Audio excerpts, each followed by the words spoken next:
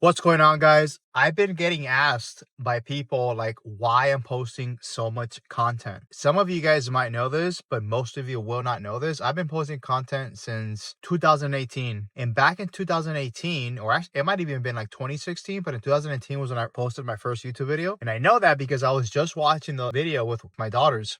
People have asked like not why I'm shooting content, but why am I posting so much content? Like what's really the reason behind really everything? Like what is like the goal? What is the objective? And honestly, like I've gotten to a point where, like I've said in many videos, I want to share everything and anything that I've ever learned or that I'm currently learning in this moment, because I believe it can help literally anybody apply these principles. Even if they're business related, they can work in everything and anything else. And that is something that I live by. I live by the idea that the way I do one thing is the way I do everything. So if something works at home, it must work in business. If it works at business, it must work at home. And obviously, I'm speaking in a very general term, but again, going back to the content, like why am I posting so much content? One of the main reasons why I'm posting content is because, as we all know, content and branding is probably, and I would even dare to say it is the number one thing when it comes to building a business today. Can you build a $1 million company, $10 million company without a brand, without a personal brand? Definitely. It happens all the time, right? As long as the brand is strong, you can do it. But when there is a personal brand attached to it, you can create almost anything really, really quickly and make a ton of money. When you have a really great brand, the opportunities will literally just fall on your lap. When I first started creating content back in the day, like I was trying to be a fitness influencer. If you guys go back to my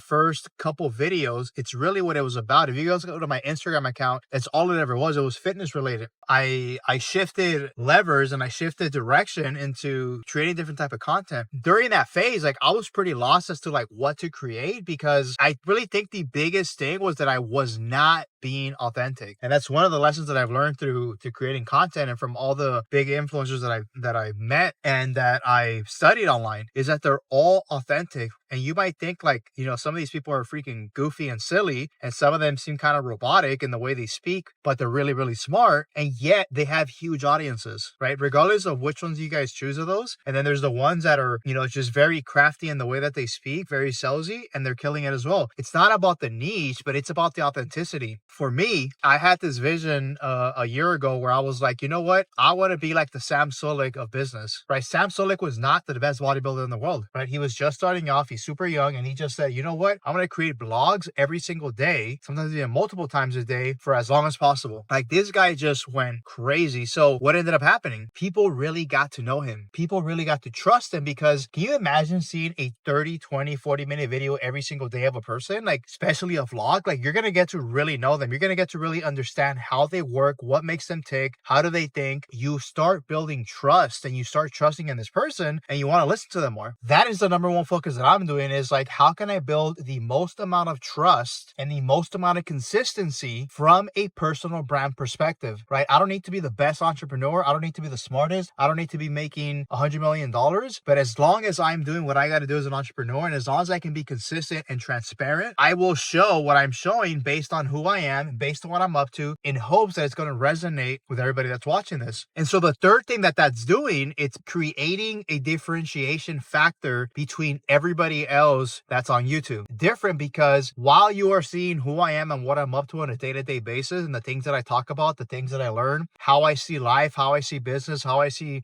family, how I see spirituality, you're going to connect with me, right? So you're going to connect with me though, because I might be able to hit certain pain points that are similar to the same things that I look at, right? And I might be different than all the other business influencers that are on YouTube, or different than, the family-oriented entrepreneurs that are on YouTube. All of us are so different. Like we're all so different, and we can really share a lot of information on social media, right? And share from an authentic, vulnerable, transparent, inspirational place. And that's really my goal, right? Can I help as many people as possible create the life of their dreams? Which is the fourth thing, right? What is that one pain point based on all the content that I create that I believe that I can help people? People who create entertainment content, they really do it because they want to be entertaining. It's pretty straightforward and simple. For me, right, I that's what I think about, because that was one of my biggest struggles. And so I I feel like that's something that can help everybody. So by being authentic, by being consistent, by being transparent, and by being different, and by having the right message about what we can create in this world, or at least what I'm up to, can help differentiate who I am versus who you are, right? And so the reason why I'm sharing all this, right? I'm not sharing this to tell you like why I'm doing this. That is part of it. But the main reason is so that you understand that if you want to do anything big in life, having a personal brand will significantly